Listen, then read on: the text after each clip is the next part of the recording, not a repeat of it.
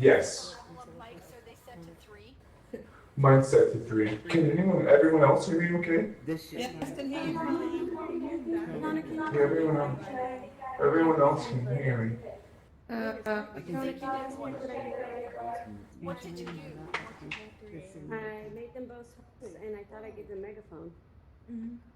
Well, I had already given them presenters, so you shouldn't have had to do anything. We're doing the now thing. We're able to hear each other. But it's Okay. all day. We weren't able, he wasn't. Yeah, it's much better now. Yeah. Pam's not on megaphone. Whenever there's audio issues, I know it's annoying, but doing a quick re-enter usually does it, especially after settings have been changed. Okay. So log them out and log them right back in again. I'm gonna hop out. I'm gonna get Pam. I'll be right back.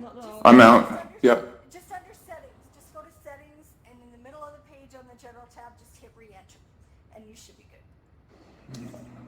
Okay, Pam, let me help you. Okay. I'm gonna.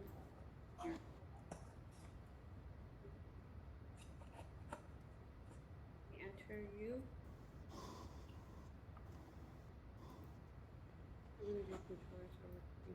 Okay, is that any better now? Yes. better. Yeah. Yeah. Hear you. Right controller's missing out.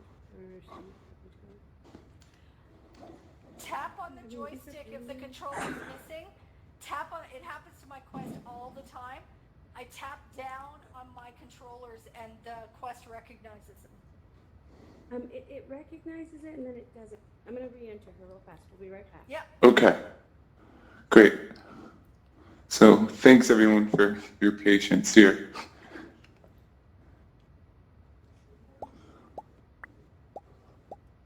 I'm gonna get you to that chair. Wow, I've never seen one of these from up here. I've been in a lot of audiences, but never up here. This is pretty neat.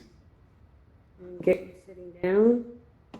Do they use them? Should she pick up the mic or? No, it's better if Testing. you use megaphone. Okay, I'll set it up for her. You're on megaphone now. It's good. Yeah, we are. Okay, great. Here you go. And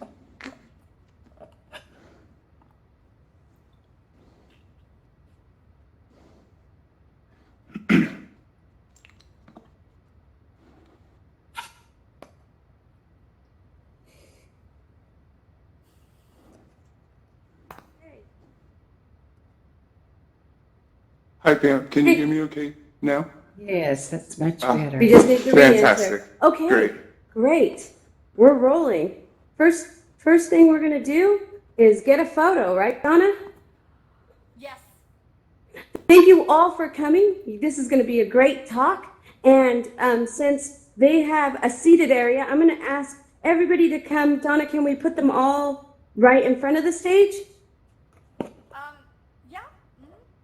Okay, if you guys could all come stand just like Brinson 2325 Willpower is right in front of the stage. We're going to get a photo. Come on down, everyone, and stand right there or on the stage. I'm going to stage block everybody so we can be off the stage. And try not to get in front of anybody. Won't get in front of. You're standing. Oh, excuse me. And what we're going to do is if everybody can emote, Donna is going to count to like 3 or 4 or 5 and snap a photo. Will that work, Donna? Yep. Are we good? Try not to stand in front of anybody. And 5. Throw up emojis. Emojis, everyone. 5, 4, 3, 2, 1. I got. That's the money shot. Thank you, guys. Awesome. What's it working? You don't need to. Okay. You're just going to sit and talk. Okay.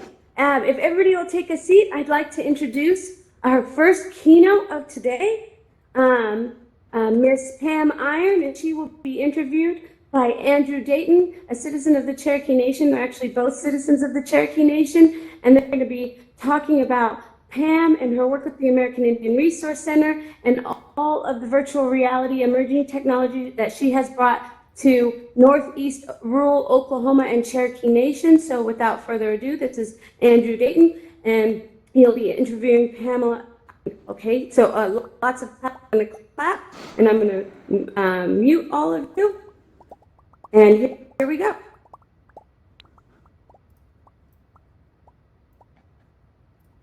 Hi. There we go. Hi, Pam. So can you hear me okay? Good. I hear you. Great. Okay, so I'm going to have to read from a card because there's no way I could memorize what I need to introduce Pam. Pamela Iron is Cherokee and Laguna Pueblo. Pam has served on local and regional national boards and committees. She was appointed by the Attorney General of the United States to sit on the National Advisory Committee on Violence Against Women in 2006. Other committees and boards include the National Indian Women's Health Steering Committee for the Indian Health Service, and she was the director and founding board member of the National Indian Youth Leadership Project, where she was part of the development of Project Venture, an experiential education and outdoor adventure program, and the American Indian Theater Company of Tulsa. She served as the vice president of the Oklahoma Healthcare Authority when it was formed to assume Medicaid. She's also a member of the American Camping Association.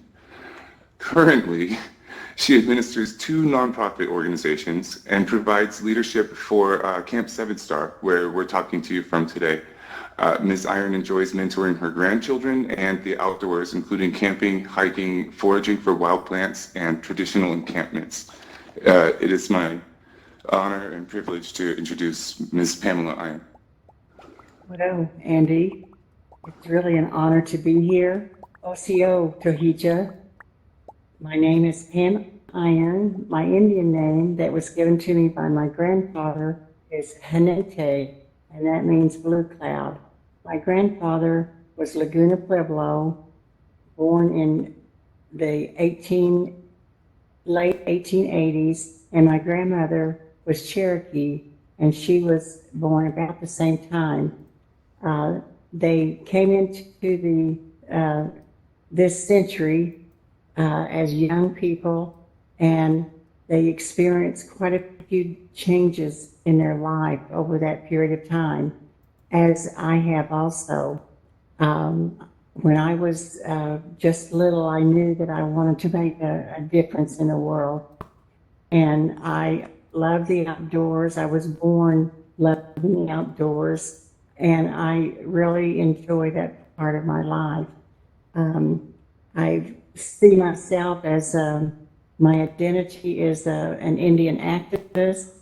I've always taken on causes, and early on, when I was 18 years old, I formed an organization called Indians in Action, and it was really to keep the educational system that the government was trying to take away from American Indians. They were trying to shut down some of the boarding schools that were really needed at that time. And so from that age on, I felt compelled to fight for Indian education and to be involved in any way that I could to self-determine what we as Indian people want for our children.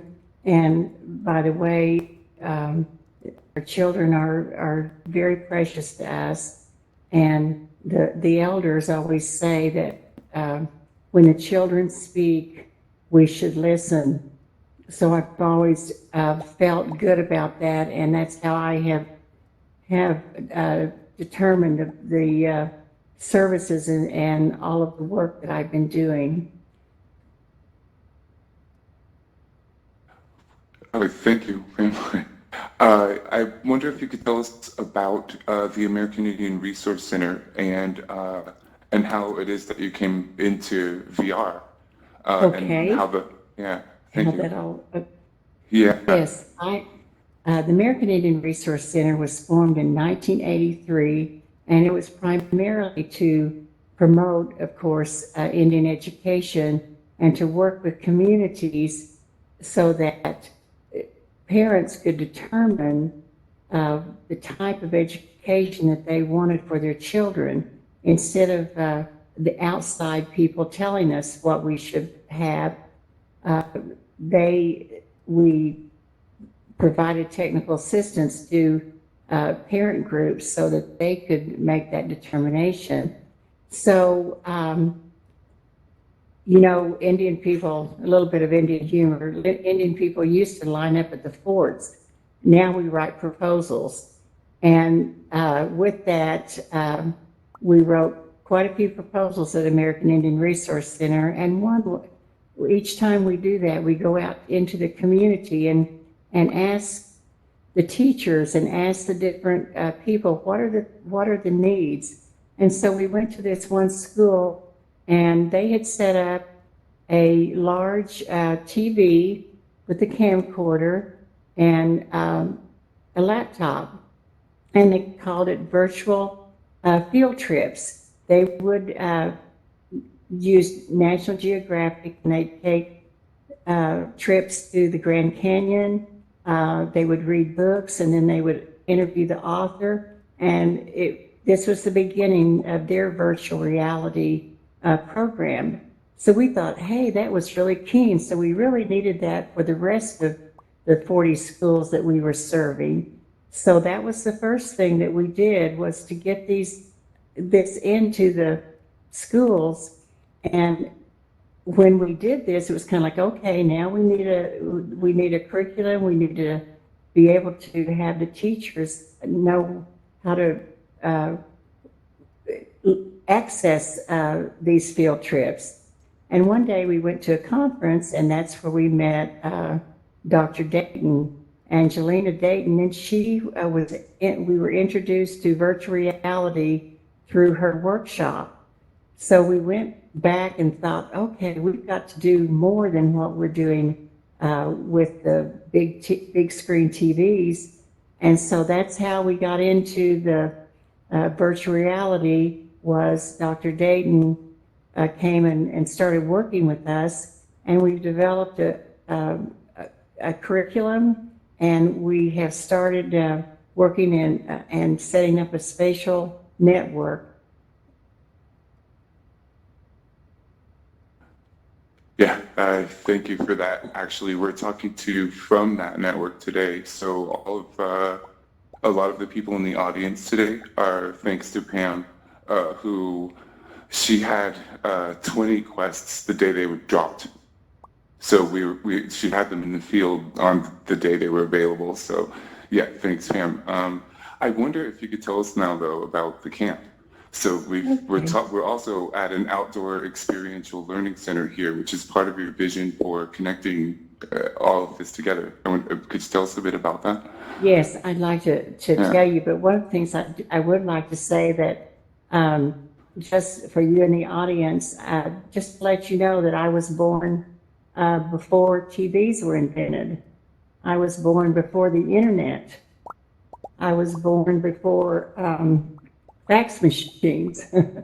In fact, virtual reality is something that I really think that will change the world.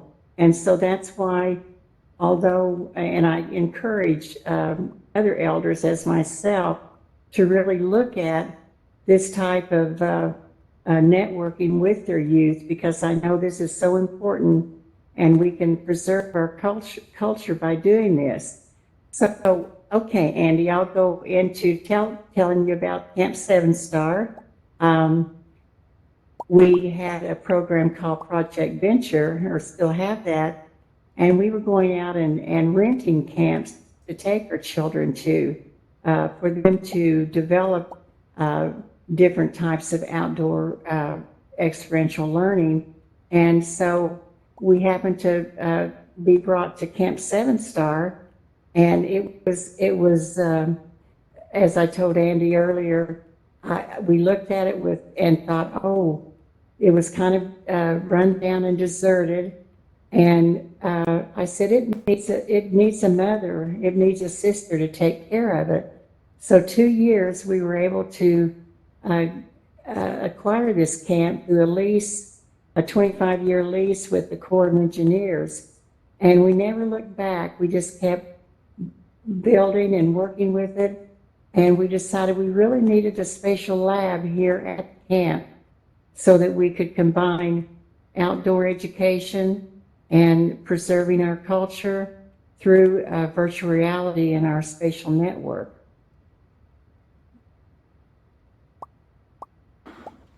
Great. And Yes. Andy, I'd like Well- to share also, one more thing Please. I'd like to share is that Camp Sevenstar, last summer we had a visioning and we brought community members. It's really important in our Indian world to bring in everyone so that they can have a part in forming what we do. And so we had a visioning, and out of that vision, we were able to come up with 7 values that we value here. The number 7 is really important in the Indian community. And so those 7 values are cultural knowledge, respect, mentoring. It's very important that we teach and learn, and spirituality, and wellness, and stewardship. And stewardship is so important because we need to take care of our land, and relationships. We are all connected. That's how we feel, that we're all related, and that we need to be sure that we're good stewards of our land. You know, Andy, Indian people were the first environmentalists, and so we have a close connection with Mother Earth.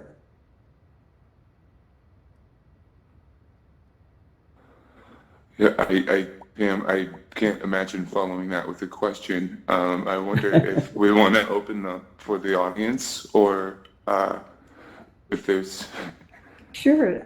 Yeah. And with our camp, we really just want to emphasize that I treasure learning in virtual reality. We have set up like this is the center, and we have 10 schools that we work with.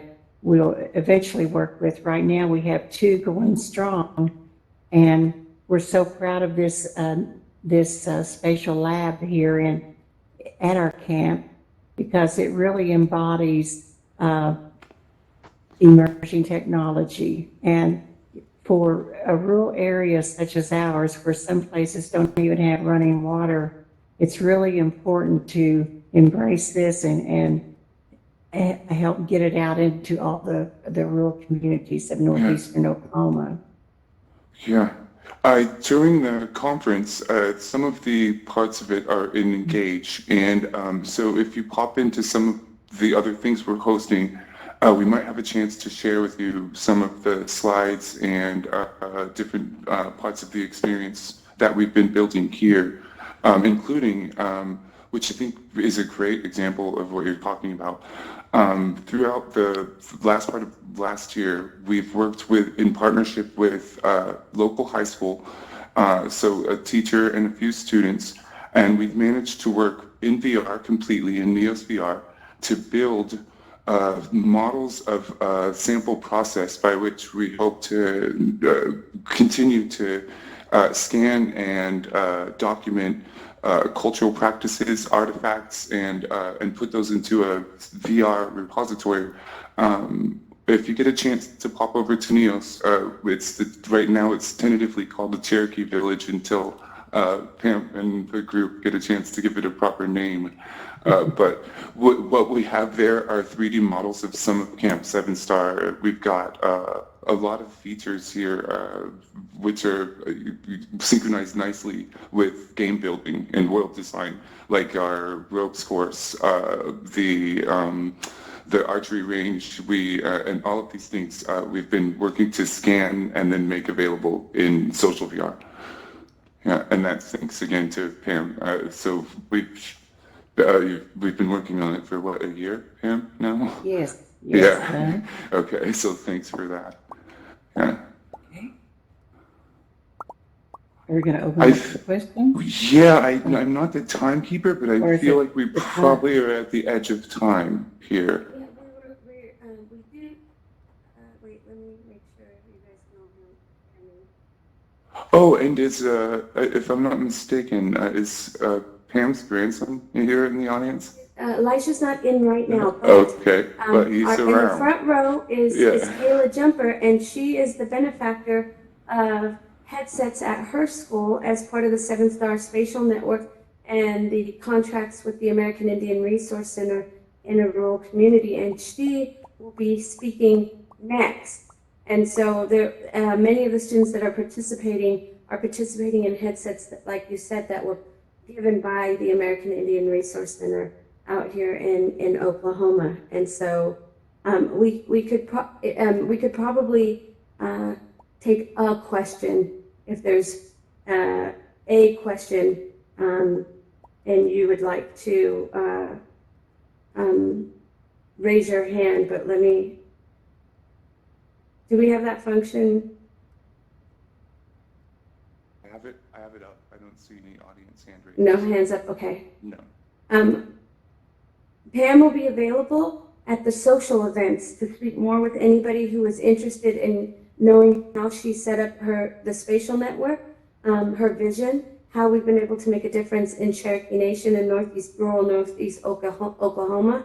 And I think the best way to show that is for everybody to leave here and go to Kayla Jumper's talk, because that is the manifestation of all the hard work and all of the resources that Pam has poured into our community. And we had somebody in the audience, I'm going to check with Donna real fast, that was going to teleport us to the next event, but I don't know if we Diamond, are have you that good to do person. that?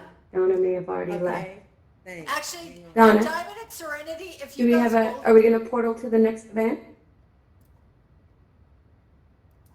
yeah, Diamond and Donna's not with Serenity, us. yeah, hear me? Diamond, can you hear me? Yeah. Yeah, so Diamond and Serenity, if you guys both want to create a portal and get everybody over there, one just a little bit after the other, and the doors will, For some reason, I don't have a portal showing up, so. Do we have Okay, 2 so- minutes? yes, Serenity. We have do 2 you- minutes. Okay, then we can talk for 2 minutes and then we're going to make a portal and move over. Does that sound good? Andy's already left the stage. Come back, Andy. We're not leaving yet. Here, yeah, I'll have a look and see if I've got Okay. a portal for it. Okay. Is there anything else, Pam, that you wanted to share with us before we portaled over to Kayla's talk that you think maybe we missed, that you want to make sure that people know about the work you're doing? I guess with American Indian Resource Center, we actually emphasize career and college readiness. And of course, this fits right into that. And we serve 80 schools in northeastern Oklahoma with over 1,000 students. So we're really proud of that.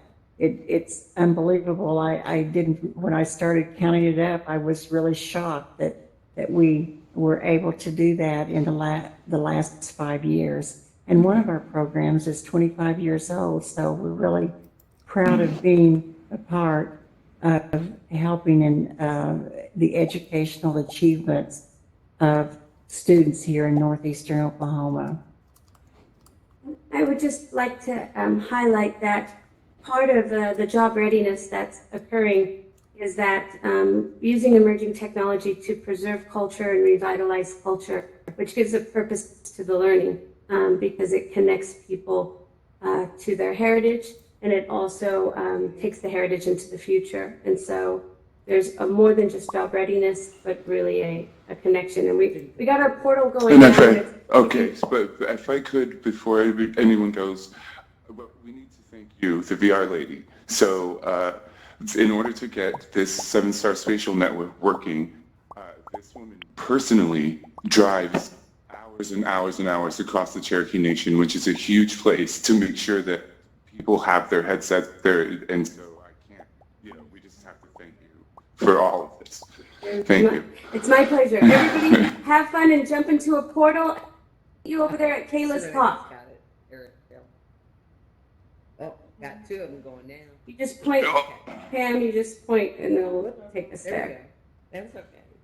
There. My, We could. Your controllers don't work? Okay, I'll get you out and get you. I'll say that. Okay. Okay, I've got 9 people. I don't have. 8, 9, 8, 9, 7. Mm. Everybody in that wants to come? Alright. Are you all there? Okay. You're right, Right. controller's not working. Okay, Our I'm controller's going. being Right. stupid. There we Right. go. And I know. Uh, Wait for the Are you in? talk. It's just being ridiculous. Okay. Fix it for you. Okay, so this one is. Oh my gosh, I can't believe.